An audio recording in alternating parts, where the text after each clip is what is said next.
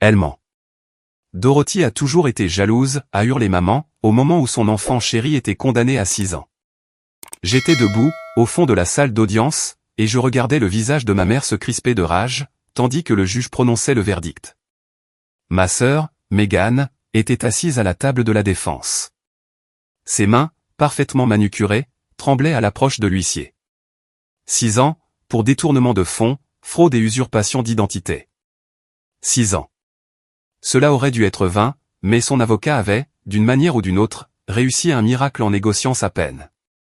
L'ironie, bien sûr, ne m'avait pas échappé. En grandissant, on m'avait si souvent accusé d'être jalouse que j'avais presque fini par y croire moi-même. Megan était la belle, la charmante, la fille qui ne pouvait rien faire de mal. Elle était entrée à Stanford avec une bourse complète, pendant que j'enchaînais 3 boulots pour payer mes études universitaires locales. Elle avait épousé un gestionnaire de fonds spéculatifs à succès, alors que je peinais encore à payer mon loyer. Chaque réunion de famille devenait une vitrine des réussites de Megan, tandis que mes propres accomplissements n'étaient que des notes de bas de page que personne ne prenait la peine de lire. Mais la jalousie, cela suppose de désirer ce que quelqu'un d'autre possède. Et je n'ai jamais désiré la vie de Megan. Ce que je voulais, c'était que quelqu'un dans ma famille me voie comme plus que la fille décevante, celle qui n'était jamais à la hauteur. Les ennuis ont commencé il y a 10 mois, lorsque j'ai reçu un relevé de carte de crédit pour un compte que je n'avais jamais ouvert. Le solde s'élevait à 47 000 €. Toutes les dépenses avaient été effectuées dans des villes que je n'avais jamais visitées. Mon premier appel fut pour la société de cartes de crédit, mon second pour la police. L'enquête a révélé que quelqu'un avait ouvert 7 comptes de crédit différents à mon nom, sur une période de près de 3 ans. La dette totale s'élevait à 230 000 €. On m'avait refusé un prêt auto 6 mois plus tôt, et j'avais supposé que c'était à cause de ma dette étudiante. La vérité était bien pire. Mon score de crédit avait chuté à 520. Chaque demande, chaque vérification, chaque paiement manqué sur des comptes dont j'ignorais l'existence, avait créé un cauchemar financier qui menaçait de détruire tout ce que j'avais construit. L'inspectrice chargée de mon cas était une femme nommée Ruth Alvarez, qui avait vu des centaines de cas d'usurpation d'identité.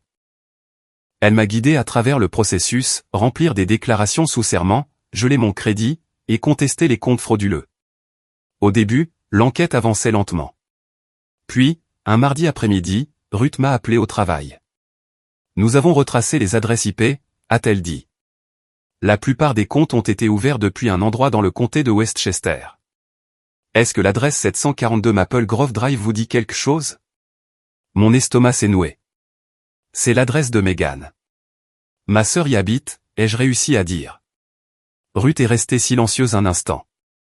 J'ai besoin que vous veniez au poste. Il y a quelque chose que vous devriez voir. Le trajet jusqu'au poste de police m'a paru surréaliste. Je n'arrêtais pas de penser qu'il devait y avoir une erreur, une explication logique. Peut-être que quelqu'un avait piraté la connexion Internet de Megan. Peut-être qu'un voisin avait utilisé son Wi-Fi. Ces alternatives semblaient improbables, mais elles étaient plus faciles à accepter que la vérité à laquelle j'étais sur le point de faire face. Le bureau de Ruth était couvert d'imprimés et de dossiers. Elle m'a fait signe de m'asseoir et a commencé à disposer des documents avec la précision de quelqu'un qui construit un dossier irréfutable. Nous avons commencé par les adresses IP, a-t-elle expliqué. 7 comptes de crédit différents, tous ouverts sur une période de 34 mois. 5 comptes étaient ouverts depuis l'adresse que vous avez identifiée comme étant celle de votre sœur. 2 ont été ouverts depuis un Starbucks, à 3 rues de cette adresse. Elle a affiché une vidéo de surveillance sur son ordinateur. L'horodatage indiquait une date d'il y a 14 mois. Une femme était assise à une table dans un coin, avec un ordinateur portable. Son visage était partiellement caché par des lunettes de soleil, mais j'ai reconnu le sac à main de créateur sur la chaise à côté d'elle, ainsi que le bracelet en argent si distinctif qu'elle portait. Megan avait posté une photo de ce bracelet sur les réseaux sociaux, un cadeau d'anniversaire de Tyler. Nous avons obtenu des images de 4 points de vente différents, où des achats ont été effectués avec des cartes à votre nom, a poursuivi Ruth. Elle a fait défiler plusieurs vidéos. Chacune montrait Megan plus clairement que la précédente. Dans l'une, elle achetait des cosmétiques de luxe. Dans une autre, des vêtements. Une troisième la montrait dans un magasin d'électronique, sortant avec un ordinateur portable et une tablette. Le total des achats documentés sur les cartes de crédit dépasse 180 000 €, a dit Ruth. Mais c'est là que ça se complique. Elle m'a montré des relevés bancaires de comptes que je n'avais jamais vus auparavant, des comptes courants, des comptes épargne, et même un portefeuille d'investissement, tous ouverts à mon nom. De l'argent avait circulé à travers ces comptes, selon des schémas qui suggéraient un blanchiment délibéré. Votre sœur était sophistiquée, a expliqué Ruth. Elle ouvrait un compte, faisait des achats à crédit, puis utilisait un autre compte frauduleux pour effectuer les paiements minimums. Cela permettait de maintenir les comptes actifs, et en apparence en règle, pendant des mois avant qu'ils ne finissent par être en défaut. À ce moment-là, elle avait déjà ouvert de nouveaux comptes pour continuer le cycle. Mes mains tremblaient. Comment a-t-elle obtenu toutes mes informations? Mon numéro de sécurité sociale, ma date de naissance, tout? Les membres de la famille ont accès à des informations que d'autres n'ont pas, a dit Ruth doucement. Des actes de naissance, des documents fiscaux, de vieux passeports. Est-ce que vos parents gardaient des dossiers avec vos papiers importants? J'ai repensé à la maison de mon enfance. Papa avait un classeur dans son bureau où il gardait les documents de tout le monde, bien organisés, dossiers médicaux, relevés de notes, actes de naissance.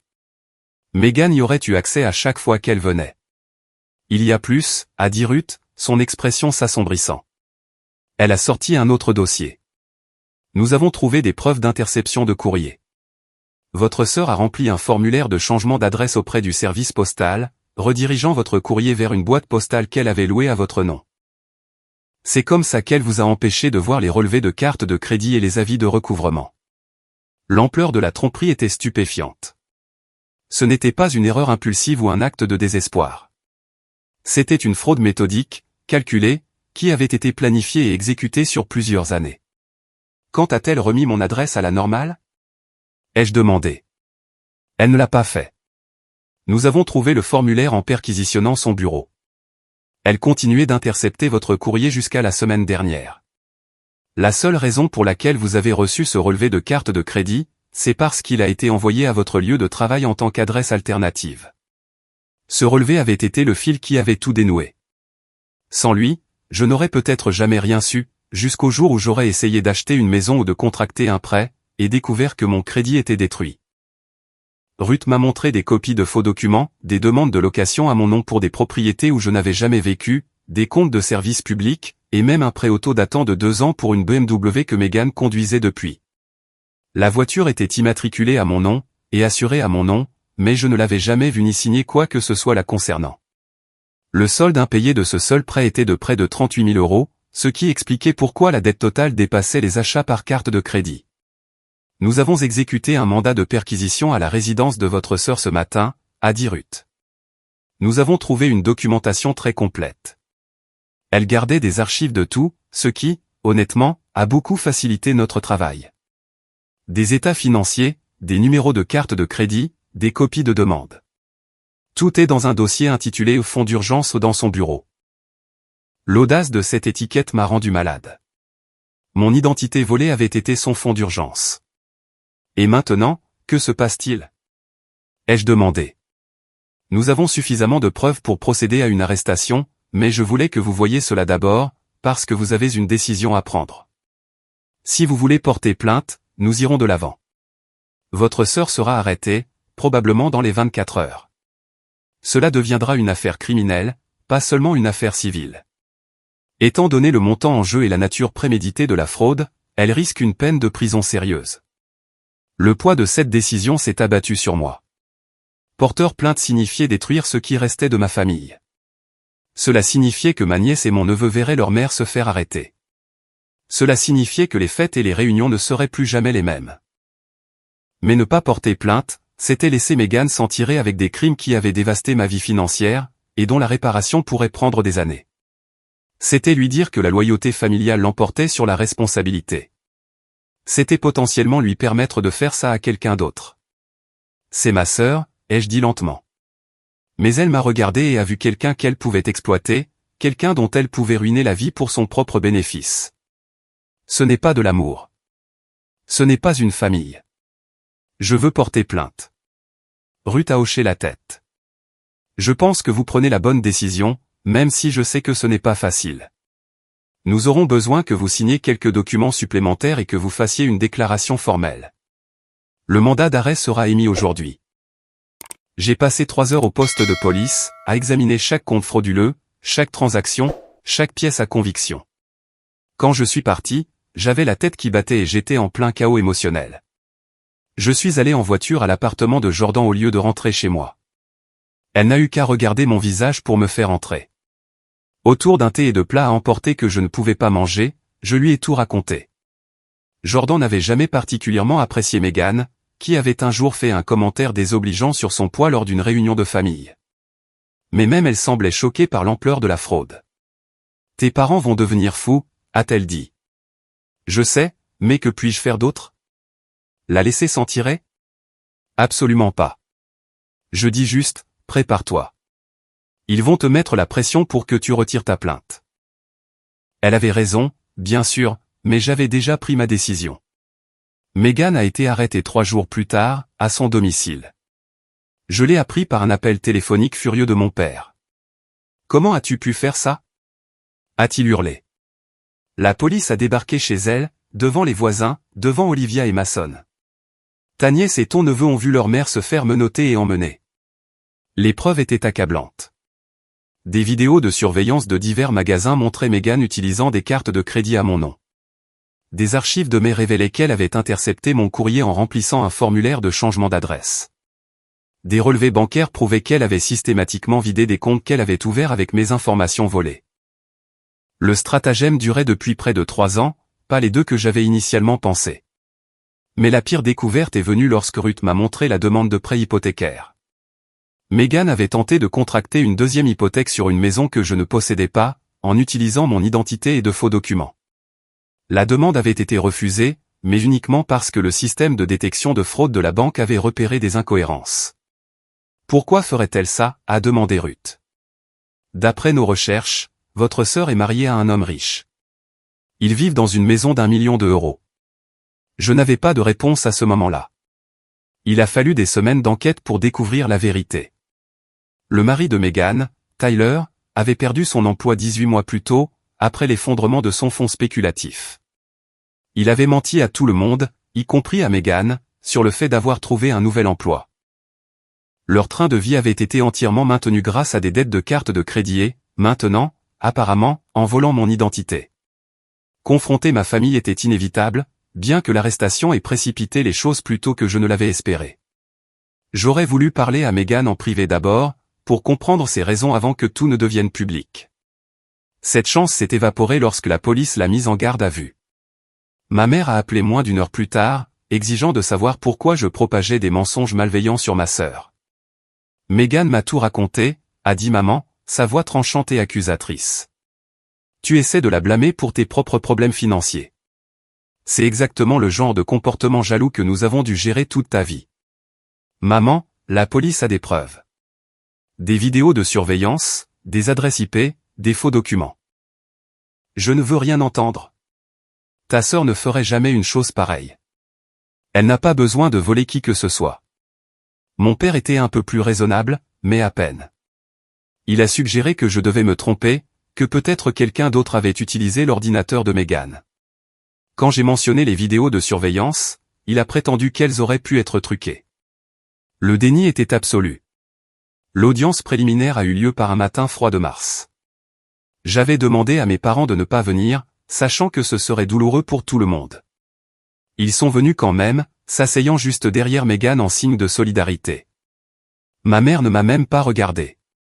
L'avocat de Megan a tenté de me dépeindre, Dorothy Rockwell, comme une sœur vengeresse en quête d'attention. Il a suggéré que j'aurais pu ouvrir les comptes moi-même et fabriquer les preuves. La procureure, une femme brillante nommée Catherine Ward, a méthodiquement détruit chaque argument avec des faits. Le juge a estimé qu'il y avait suffisamment de preuves pour un procès. En quittant le palais de justice, ma mère a enfin reconnu ma présence. Elle m'a attrapé le bras, assez fort pour me faire un bleu. « Comment peux-tu faire ça à ta propre sœur » a-t-elle sifflé. « Elle a des enfants. Tu vas détruire cette famille pour de l'argent. Elle a volé mon identité, maman. Elle a ruiné mon crédit et m'a laissé avec des centaines de milliers d'euros de dettes. Tu as toujours été dramatique, toujours à te poser en victime. Mon père l'a éloignée, mais pas avant qu'elle ait clairement exprimé sa position. À leurs yeux, j'étais la méchante de cette histoire. Les semaines qui ont suivi furent un enfer particulier.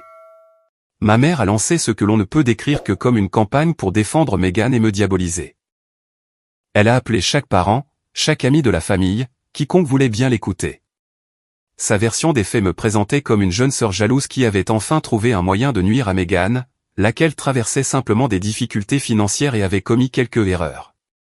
Des cousins dont j'étais proche ont cessé de répondre à mes messages. Ma tante Teresa a appelé pour dire qu'elle me croyait, mais qu'elle ne pouvait pas risquer de contrarier ma mère en maintenant notre relation.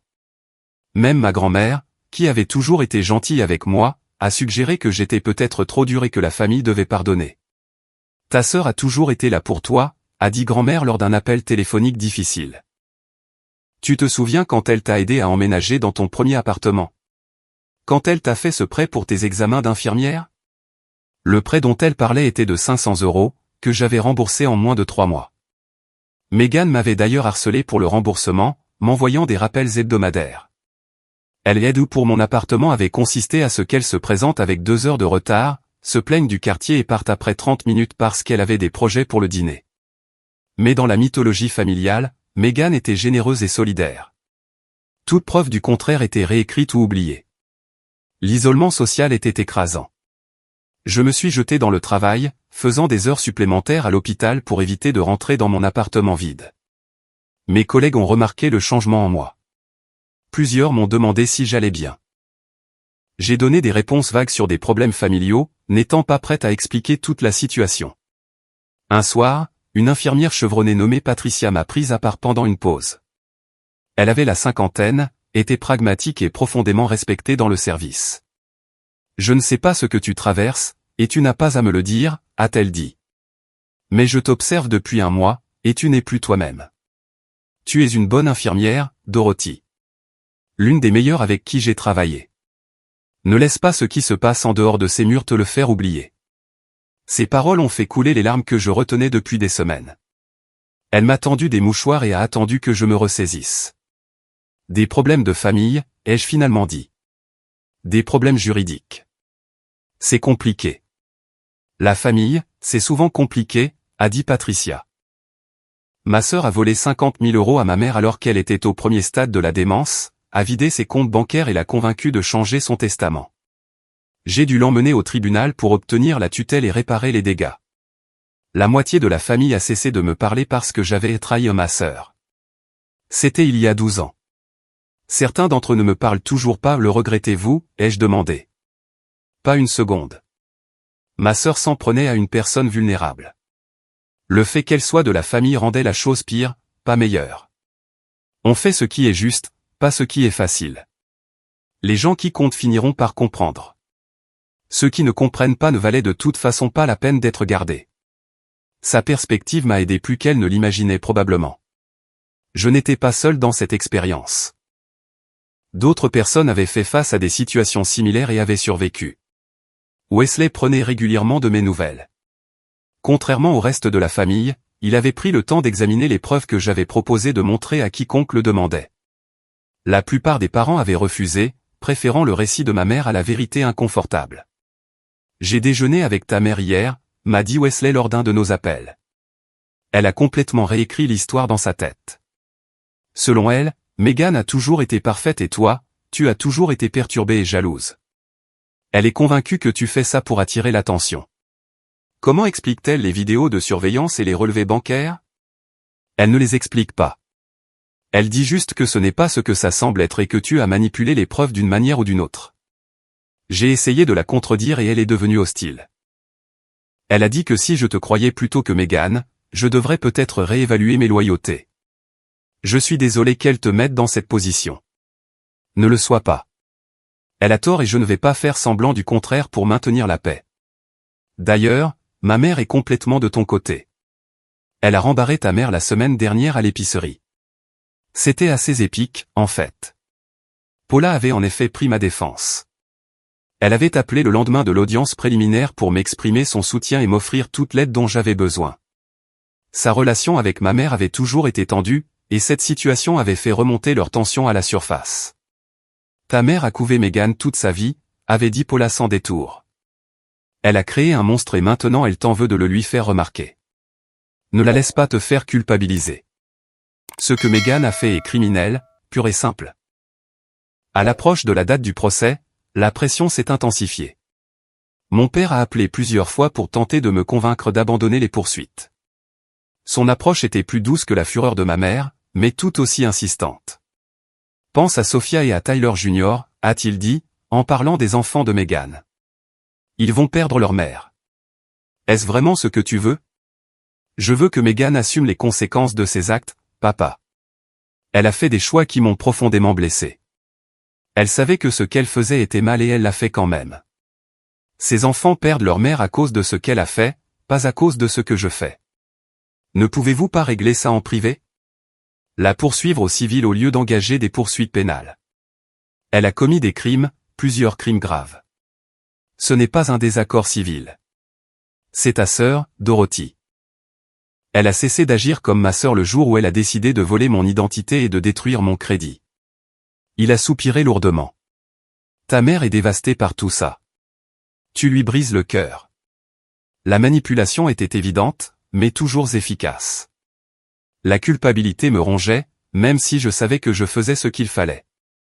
J'ai passé des nuits blanches à douter de moi-même, me demandant si j'étais trop dur, s'il y avait un terrain d'entente que je n'avais pas envisagé. Mais chaque fois que le doute s'insinuait, je me souvenais du moment où Ruth m'avait montré la vidéo de Meghan utilisant mes cartes de crédit, avec un sourire désinvolte sur le visage. Je me souvenais de la pile d'avis de recouvrement que j'avais reçu une fois que mon courrier m'avait enfin été redirigé. Je me souvenais de ce sentiment écœurant d'être refusé pour un prêt auto, sans comprendre pourquoi. Meghan avait fait cela en sachant pertinemment les dommages que cela causerait. Elle avait eu d'innombrables occasions d'arrêter, de tout avouer, de réparer les choses. Au lieu de cela, elle avait poursuivi la fraude pendant des années, ne s'arrêtant que parce qu'elle s'était fait prendre. Les mois qui ont précédé le procès furent solitaires. Mes parents ont cessé de répondre à mes appels. Les membres de la famille élargie, qui avaient entendu la version de maman, ont commencé à m'éviter. Une tante dont j'étais proche m'a envoyé un long texto expliquant que, bien qu'elle m'aimât, elle ne pouvait pas prendre parti dans un conflit familial. Seule ma meilleure amie, Jordan, et mon cousin, Wesley, m'ont cru sans poser de questions. Ta mère est dans un déni profond, a dit Wesley autour d'un café un après-midi. Elle a construit toute son identité autour de la perfection de Meghan. Admettre la vérité ferait voler en éclats sa vision du monde. Il avait raison, mais cette compréhension ne rendait pas l'isolement plus facile. Le procès a duré 2 semaines. Catherine Ward a présenté une montagne de preuves qui dépeignaient une image claire de fraude systématique. Meghan avait été prudente, mais pas assez.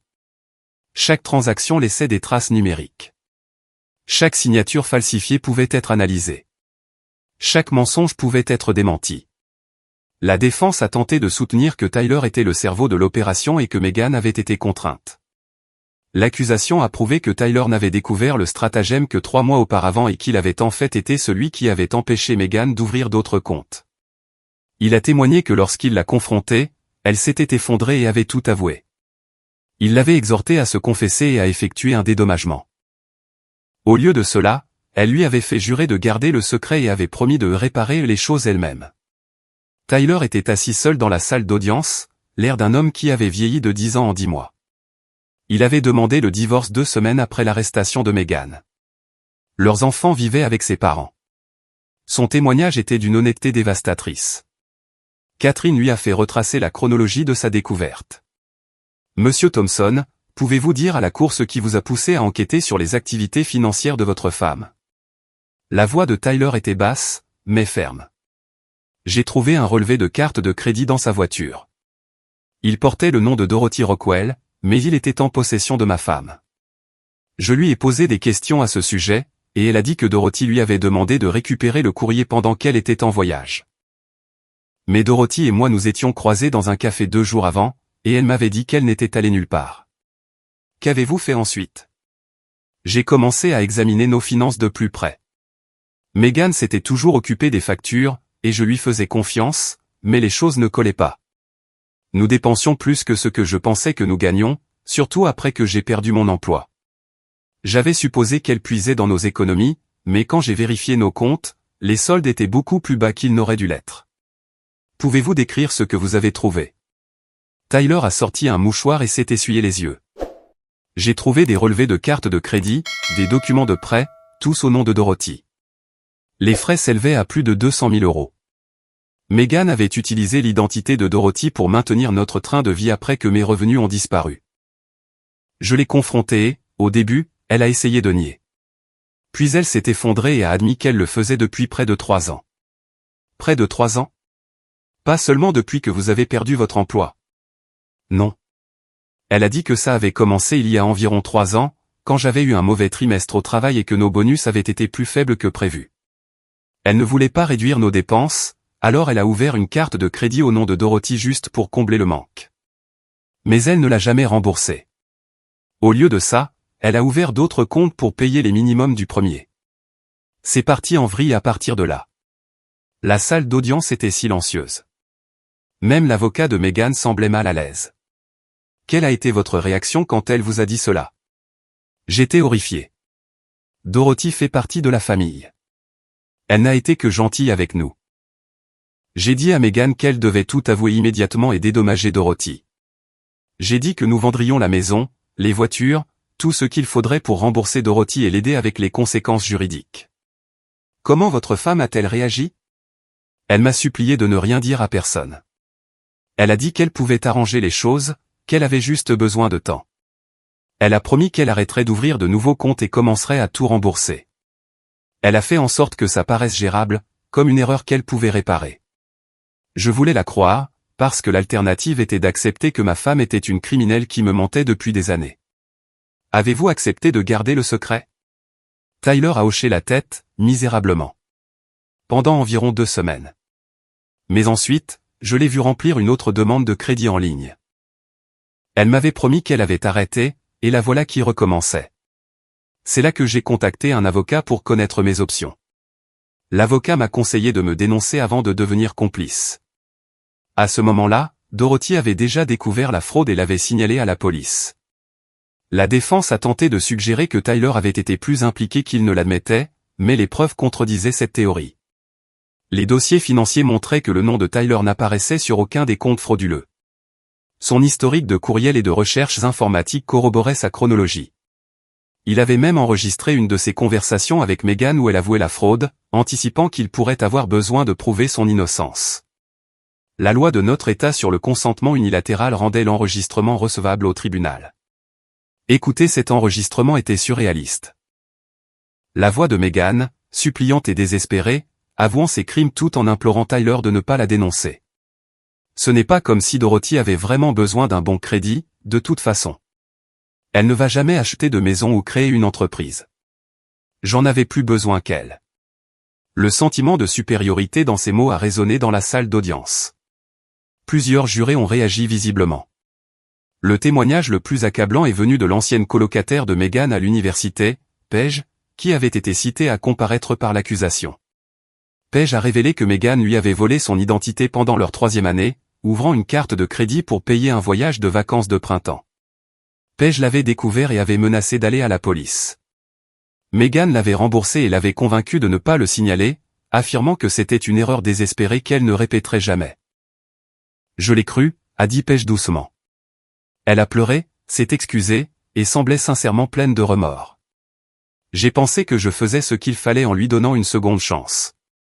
Le schéma était établi. Ce n'était pas un manquement ponctuel au jugement, motivé par le désespoir financier. C'était la vraie nature de Megan. Le témoignage de Paige a ouvert la voie à d'autres témoins. L'accusation avait trouvé 2 autres femmes qui avaient été victimes de Megan de manière moins grave au fil des ans.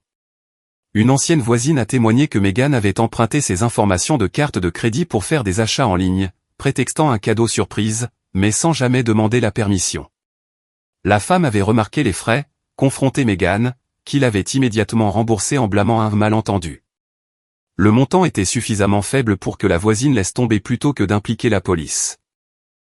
Une autre femme, avec qui Megan avait travaillé dans une boutique des années auparavant, a témoigné que de l'argent avait disparu de la caisse pendant les services de Megan. Le propriétaire avait suspecté Megan, mais ne pouvait pas le prouver. Confrontée, Meghan avait démissionné sur le champ et les vols avaient cessé. Encore une fois, le montant était trop faible pour justifier une action en justice. Elle avait un schéma de comportement, a expliqué Catherine au jury lors de sa plaidoirie finale.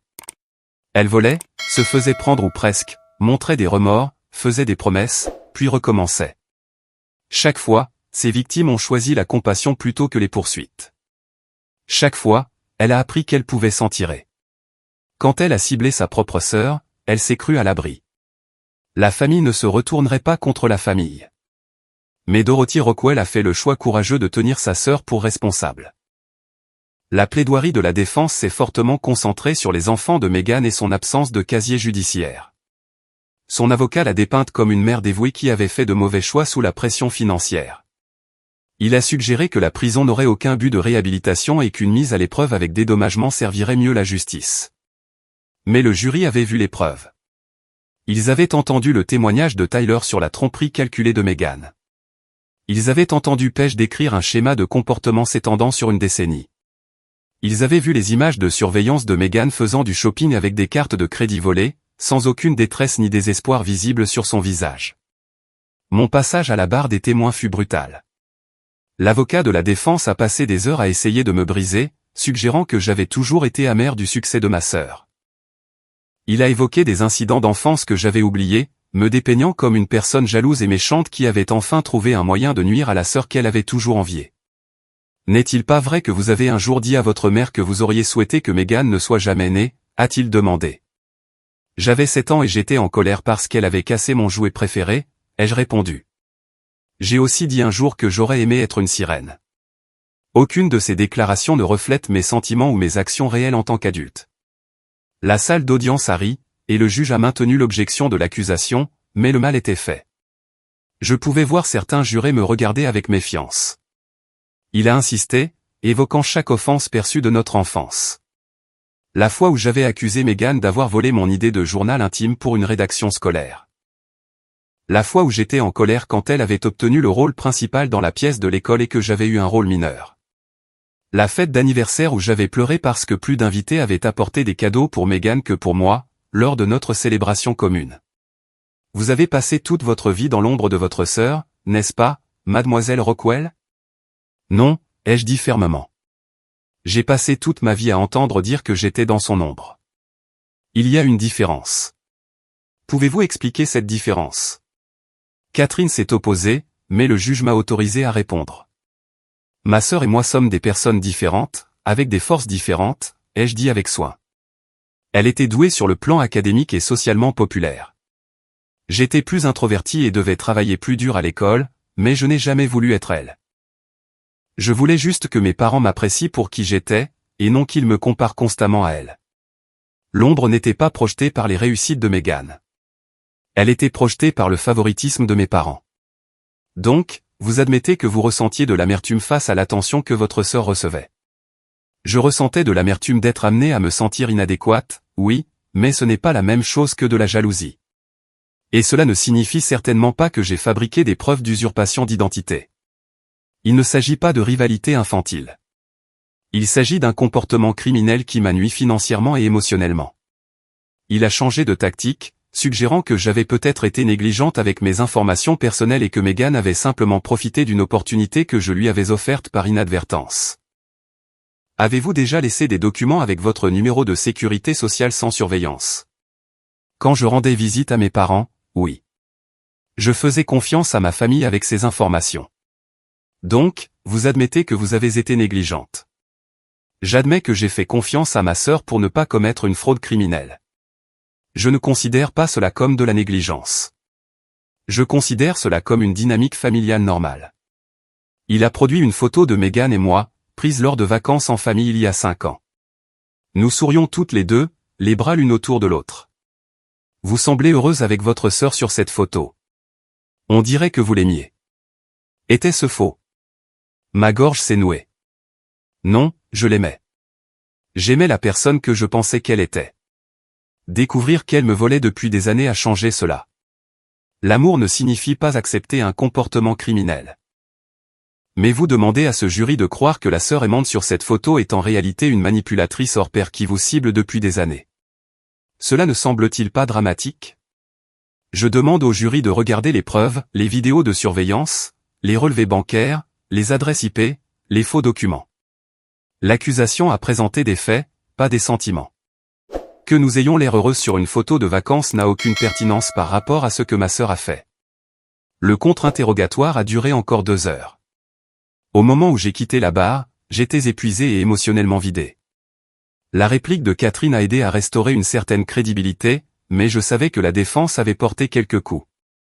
La réplique de Catherine Ward fut magistrale. Elle m'a demandé de décrire le processus de découverte de la fraude, les heures passées au téléphone avec les créanciers, la honte d'être privé de services financiers de base. Elle m'a interrogé sur ma carrière d'infirmière pédiatrique, mon bénévolat dans un refuge pour sans-abri, mes relations avec mes amis et mes collègues. Mademoiselle Rockwell, a-t-elle dit, avec vos propres mots, pourquoi avez-vous décidé de porter plainte contre votre sœur? J'ai pris une grande inspiration.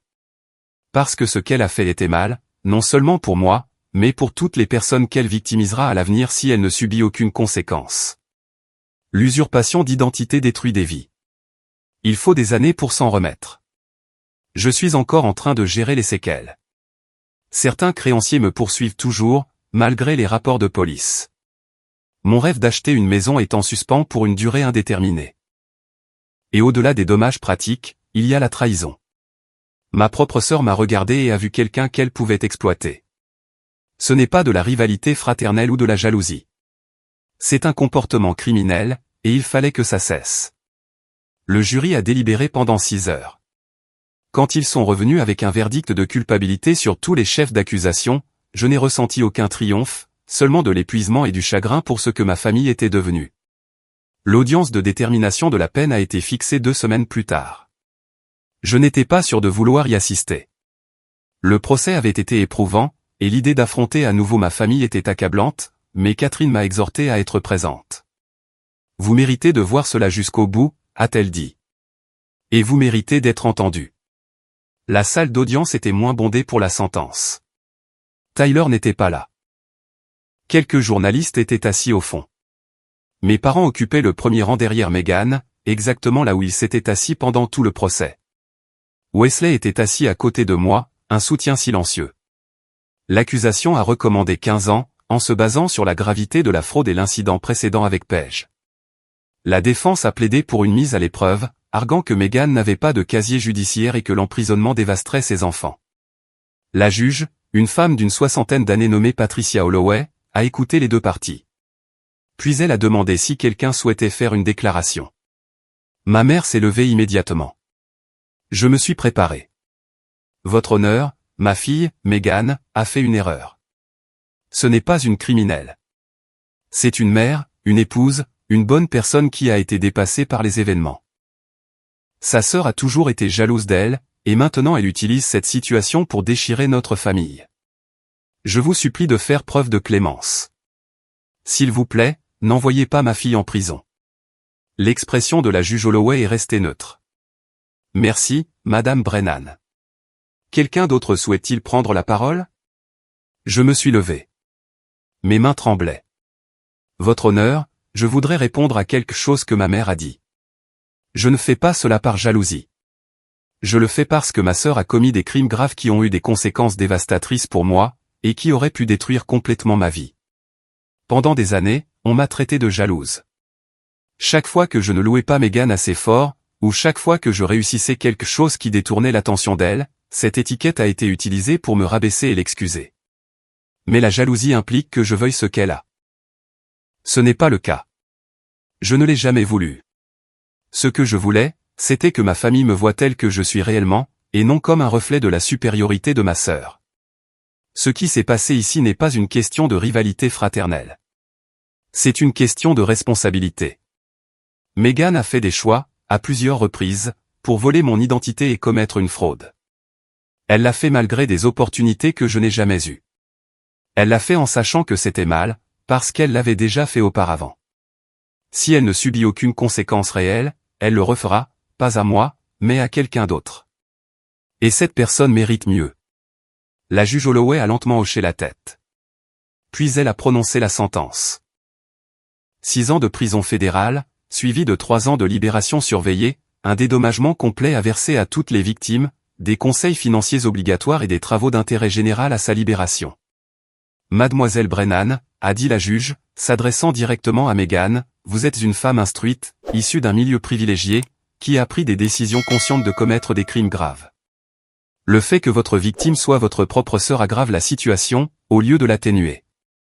Cela démontre un profond manque de caractère et d'empathie. Bien que je reconnaisse que vous avez des enfants qui souffriront de votre absence, cette conséquence est entièrement de votre fait. Vous avez créé cette situation par vos choix. J'espère que vous utiliserez votre temps en prison pour réfléchir à ces choix et pour développer l'intégrité qui vous a si clairement manqué. Le cri de ma mère a transpercé la salle d'audience. Elle ment. Dorothy a toujours été jalouse. Deux huissiers se sont dirigés vers elle alors qu'elle continuait de crier. Mon père a essayé de la calmer, mais elle était hors de contrôle. La sécurité les a escortés tous les deux dehors, tandis qu'elle lançait des accusations contre moi, contre la juge, contre tout le système judiciaire. Dans le chaos, Meghan s'est retournée et m'a regardé. Son visage était strié de larmes, son mascara coulait. Pendant un bref instant, j'ai vu quelque chose dans ses yeux. Pas du remords, exactement, mais plutôt de la surprise qu'il y ait eu des conséquences, tout simplement. L'huissier l'a emmené. Wesley m'a serré l'épaule. Catherine Ward s'est approchée et m'a serré la main. Vous avez fait ce qu'il fallait, a-t-elle dit. Je voulais la croire. Mais surtout, je me sentais anesthésié. Les suites furent prévisibles. Mes parents ont coupé tout contact. Noël est passé sans un mot. Mon père a envoyé un bref courriel en février, disant qu'ils avaient besoin de temps. Ma mère n'a rien envoyé. La famille élargie s'est divisée en camps. Certains ont compris ce qui s'était passé et ont maintenu des relations avec moi. D'autres ont disparu de ma vie. Un oncle a envoyé un message disant qu'il croyait que Meghan m'avait volé, mais qu'il pensait que j'aurais dû gérer ça en privé. L'implication était claire, la loyauté familiale aurait dû l'emporter sur la justice. Wesley est devenu plus un frère que Meghan ne l'avait jamais été. Sa mère, ma tante Paula, fut l'une des rares parentes à me soutenir pleinement. Elle n'avait jamais particulièrement apprécié ma mère, et la situation a confirmé ses soupçons de longue date selon lesquels le favoritisme de maman avait créé un monstre. Ta mère n'a rendu aucun service à Meghan, a dit Paula lors d'un dîner un soir. Elle lui a appris qu'elle était spéciale, que les règles ne s'appliquaient pas à elle, que le charme pouvait résoudre n'importe quel problème. Maintenant, Meghan paie le prix de ses leçons, et ta mère ne peut pas accepter que sa propre éducation ait contribué à cela. J'ai essayé de reconstruire ma vie. Le processus de réparation de mon crédit fut lent et frustrant. Certains créanciers ont accepté immédiatement les rapports de police et les déclarations de fraude. D'autres ont exigé des mois de documentation et de recours. J'ai travaillé avec un service de conseil en crédit qui m'a aidé à naviguer dans le système. Progressivement, mon score a commencé à remonter. Le travail est devenu un refuge. Les enfants de l'hôpital se fichaient de mes drames familiaux. Ils avaient juste besoin de quelqu'un pour vérifier leurs signes vitaux, leur apporter du jus, et s'asseoir avec eux quand ils avaient peur. Cette simplicité était curative. Jordan a insisté pour que je recommence à sortir. J'avais mis ma vie personnelle en pause pendant l'enquête et le procès. Maintenant que ce chapitre était clos, elle m'a traîné dans des bars et a créé des profils sur des applications de rencontres. J'ai suivi le mouvement, sans enthousiasme. Puis j'ai rencontré David dans une librairie. Il parcourait la section des romans policiers, et nous avons attrapé le même roman simultanément. Le moment était si cliché que nous avons tous les deux ri. Nous avons pris un café, puis dîné, puis commencé à nous voir régulièrement. Au début, il ne savait rien de ma situation familiale. Quand je lui ai finalement tout raconté, des semaines après le début de notre relation, il a écouté sans jugement. C'est incroyablement difficile, a-t-il dit, simplement. Je suis désolé que tu aies traversé ça. Pas d'accusation de jalousie, pas de doute sur mon honnêteté, pas de suggestion que j'aurais dû protéger ma sœur, juste de la sympathie et du soutien. La simplicité de sa réaction m'a fait réaliser à quel point la réponse de ma famille avait été dysfonctionnelle. 2 mois après la condamnation de Meghan, ma mère a appelé. J'ai failli ne pas répondre. Quand je l'ai fait, il y a eu un long silence avant qu'elle ne parle. Ton père et moi aimerions discuter, a-t-elle dit. Sa voix était différente, plus calme. Nous nous sommes rencontrés dans un lieu neutre, un café où aucun de nous n'était jamais allé. Ils avaient l'air plus vieux. Les cheveux de mon père étaient devenus complètement gris. Le visage de ma mère était tiré, fatigué. Megan a appelé la semaine dernière, a dit papa. Elle est en prison depuis près de 2 mois maintenant, mais elle est enfin prête à affronter la vérité. Elle nous a dit que ce que tu avais dit était vrai. Tout. Maman fixait sa tasse de café. Elle s'est excusée auprès de nous d'avoir menti. Elle a dit qu'elle mentait depuis des années, sur beaucoup de choses. Les finances, la situation professionnelle, tout. Je ne savais pas quoi dire. Une partie de moi voulait crier que je leur avais dit cela depuis le début. Une autre partie ne ressentait que de la tristesse. Nous te devons des excuses, a poursuivi papa. Nous aurions dû te croire. Nous aurions dû te soutenir. Nous avons laissé nos propres perceptions obscurcir la vérité, et c'était une erreur. Ma mère a enfin levé les yeux. Ses yeux étaient rouges. Je ne sais pas si tu pourras me pardonner. J'ai dit des choses terribles. J'ai choisi Megan plutôt que toi, alors que tu étais celle qui disait la vérité. J'ai été une mère horrible pour toi. L'aveu flottait dans l'air. J'avais imaginé cette conversation une centaine de fois, toutes les choses que je dirais, toute la colère que j'exprimerais. Maintenant que cela se produisait, je me sentais surtout vide. Je ne sais pas si je peux vous pardonner maintenant, ai-je dit. Honnêtement, vous n'avez pas seulement manqué de me croire. Vous avez activement essayé de faire de moi la méchante. Vous avez dit à tout le monde que j'étais jalouse et vengeresse. Vous m'avez fait douter de moi-même, même quand j'avais des preuves. Ce mal ne disparaît pas parce que Megan vous a enfin dit la vérité. Je sais, a murmuré maman. Je ne te demande pas de me pardonner aujourd'hui. Je demande juste une chance de le mériter, un jour. Nous avons parlé pendant 2 heures.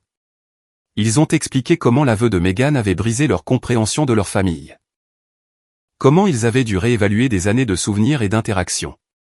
Comment ils avaient réalisé que leur favoritisme avait été évident et nuisible.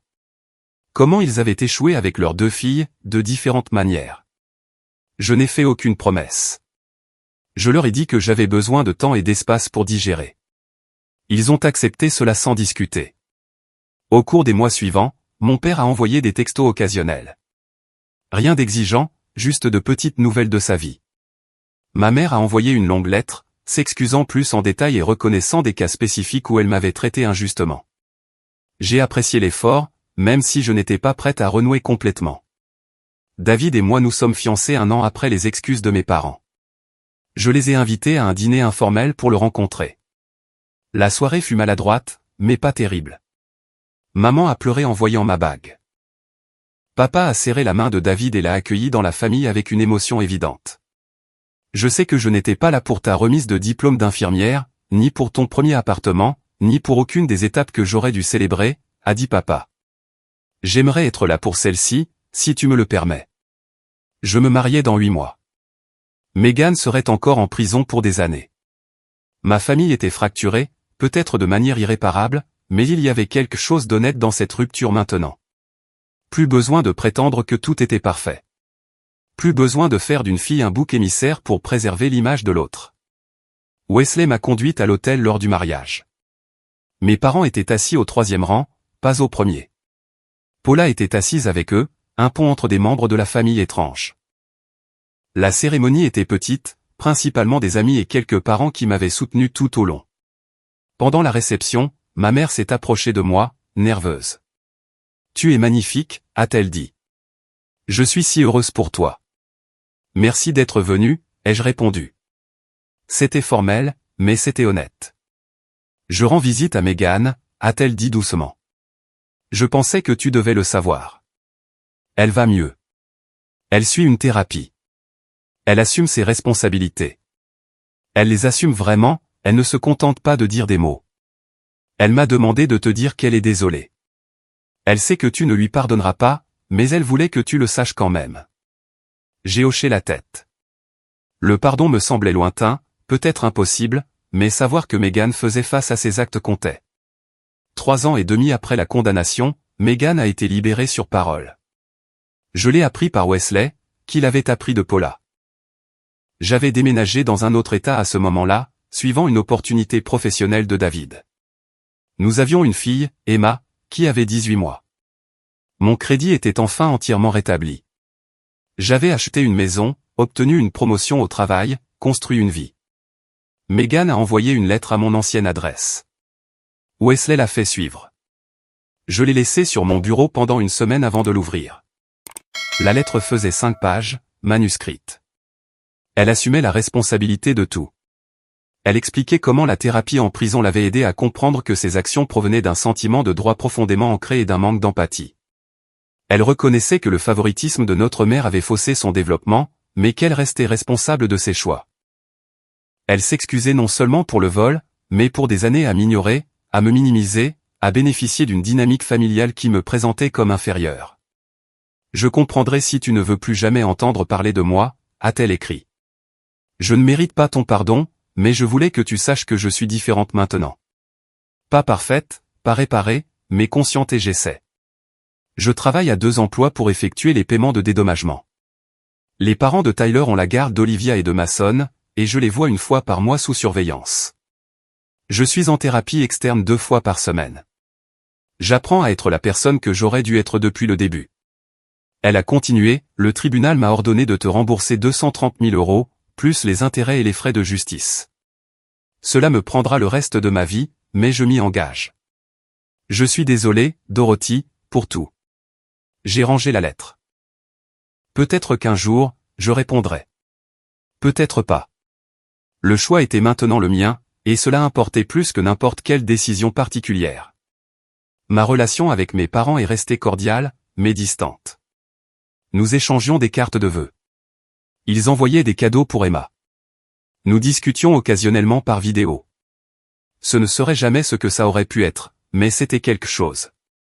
Les cicatrices restaient. Parfois, j'entendais encore la voix de ma mère dans ma tête, me traitant de jalouse. Parfois, je remettais en question mes propres réactions face au succès ou aux éloges. Les dommages causés par des années de manipulation et de dévalorisation ne disparaissaient pas simplement parce que la vérité avait été reconnue. Mais j'ai construit quelque chose de réel, ma propre famille, des amis qui me voyaient clairement, une carrière que j'aimais. Je m'étais défendu quand c'était le plus important. J'avais refusé d'être réduite au silence ou ignorée. Cette force m'avait coûté des relations et causé une douleur que je ne souhaiterais à personne. Pourtant, j'avais survécu, et je l'avais fait sans compromettre mon intégrité. 5 ans et demi après la condamnation de Megan, j'ai reçu un colis inattendu. À l'intérieur, il y avait un chèque de banque de 12 000 € et un mot de Megan. Première année de paiement de dédommagement. Ce n'est pas grand-chose, mais c'est tout ce que j'ai pu économiser en travaillant à 2 emplois. D'autres suivront chaque année. Merci de m'avoir tenu pour responsable. Cela m'a sauvé la vie. J'ai déposé le chèque sur le fonds d'études d'Emma. La justice avait pris du temps, et elle continuerait d'en prendre pour des années à venir.